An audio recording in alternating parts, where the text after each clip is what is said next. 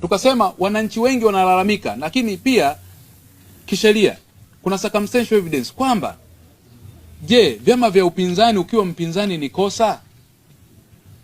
Kwa sababu wameona mashambulizi ya baadhi ya watu labda pengine wasio waaminifu wa jeshi la polisi wakishambulia sana vyama vya upinzani. Viongozi baadhi ya vyama vya upinzani wamekuwa wakipata masaibu. Nikasema mara ya mwisho hapa Chadema tu kwa kesi zilizoripotiwa za viongozi na wanachama ni zaidi ya 301. Nikasema katika sheria hii ya mwenendo wa makosa ya jinai inatoa haki na imeeleza makosa ambayo yanaweza kupewa dhamana na ambayo mtu hawezi kupewa dhamana. Hii sheria katika hizo haki, viongozi wa vyama na wananchi wanapokamatwa hasa wa vyama vya upinzani wamekuwa wanapata dhamana kwa shida, na hata ikitoka wanapewa kwa mamlaka na masharti magumu, kwa mfano milioni 20, milioni 10. Lakini jingine tukazungumza tukasema polisi pia iwaeleze wananchi kwa kuwatoa shaka kuhusiana na hilo. Je, ni kweli ama sio kweli? Jambo jingine ambalo jeshi la polisi lingeeleza hapa, je, kwa kama mpinzani ni kosa au sio kosa kisheria, basi kumbe sheria ifuatwe.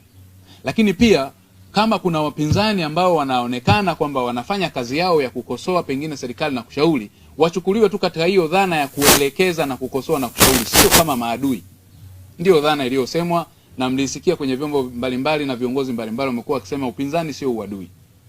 Lakini jambo jingine ambalo tulitaka pia lipate maelezo ni kwamba kumekuwa na utendaji huo mbaya wakati mwingine wa baadhi ya viongozi. Hatusemi jeshi la polisi lote, kwa sababu hii ni chombo tukufu sana, na kama nchi inafikia sehemu jeshi la polisi linaanza kutuhumiwa kwa mambo kama haya, ni mambo mabaya, na kama nchi lazima sasa tutoke sisi, kwa sababu tunataka heshima ya jeshi letu la polisi na tunataka hiki chombo kiaminike na watu wote, kwa sababu ni chombo cha upelelezi, kwanza kugundua makosa, kuzuia makosa na kupeleleza watuhumiwa na kuwafikisha mahakamani ili wakutane na mkono wa sheria. Sasa hiki chombo kama kinatuhuma kama hizi, kwa nini sisi tunyamaze kama wanasiasa? Kwa nini tukae kimya? Tukasema kinapaswa sasa kutuambia hii habari ya wakuu wa polisi, kwa mfano baadhi ya ma-OCD na wa ma-RPC kukamata wapinzani au kukamata viongozi wa Chama cha Demokrasia na Maendeleo na kuwapa kesi ambazo mwisho wa siku hata mahakamani zinaenda kuachiwa kwa sababu zinaonekana hazina mashiko ya kisheria. Hili tendo linalofanyika na kuonyesha kwamba wapinzani wanagandamizwa na serikali, hawaoni kama wanachafua taswira ya serikali ya awamu ya 5, hawaoni kama wanachafua taswira ya rais, na tukasema kwamba kama sivyo hawa watendaji wanafanya hivyo na wachukuliwa hatua. Wamekuwa ukiwabana wenyewe wanasema ni agizo kutoka juu. Kwa maana hiyo ma-OCD baadhi wakivunja sheria wanasingizia rais amewatuma, wanasema ni agizo kutoka juu. Tukasema jeshi la polisi ndio liseme kama kweli rais anawatuma kuvunja sheria. Tulisema hapa na iko kwenye andiko hili. Sasa kitendo cha jeshi la polisi la kuto kujibu haya, tulienda mbali zaidi tukasema kwa nini wasio na hatia wanakamatwa na walio na hatia wanaachiwa huru? Tukatoa hadi mifano. Kuna watu wamejitangaza kurudisha pesa za escrow.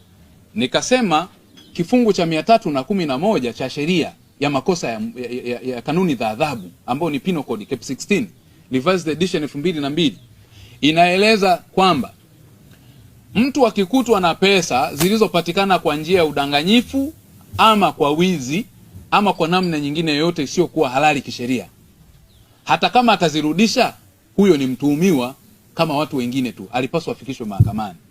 Tukasema Ngereja achukuliwe hatua, kwa sababu tulisema tunaonyesha sasa watuhumiwa. Lakini tukasema hapo katika kumchukulia hatua huyu amekiri akiwa kwenye kundi la waovu wengine ambao ni watuhumiwa pia, mahakama ndio ina wajibu wa kusema hawana hatia. Katika kesi ya escrow tukasema kuna watu kuna bilioni 307 iliyopotea. Ngereja amerudisha milioni 40. Kumbe zikiweza kurudishwa na hawa ambao sasa wameshajua kwamba hela hiyo ilikuwa ya serikali, tutapata pesa ya kulipia madeni yetu ya nje.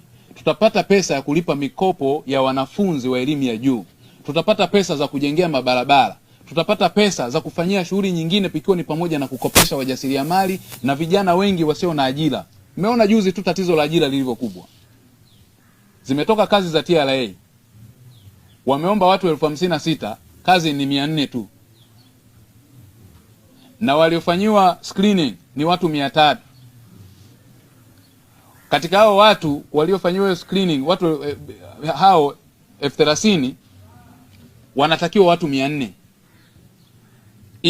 Kwa maana hapo kwenye taaluma ya mambo ya habari hatujazungumzia, kwa sababu ile ilikuwa ni taaluma specific kwa watu wa TRA. Hatujazungumzia madaktari, hatujazungumzia walimu, hatujazungumzia taaluma nyingine tofauti na zile zinazofanana na TRA.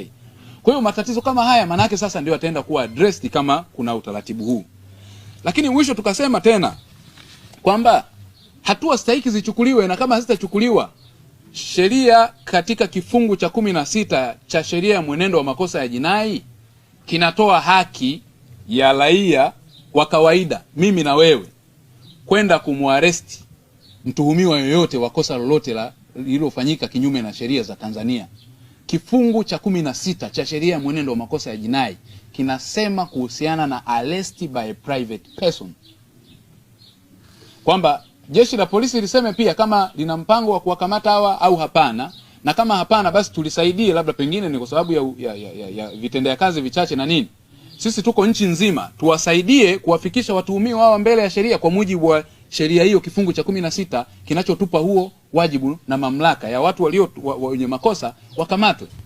Wakina Lugumi hawa ambao walichukua bilioni 38, hatua zichukuliwe. Ukiacha hizo ukwepaji kodi ambazo serikali tunaipongeza kwamba imedai walau pesa yake ya ukwepaji kodi na mpaka majengo yake yalitaka kuuzwa.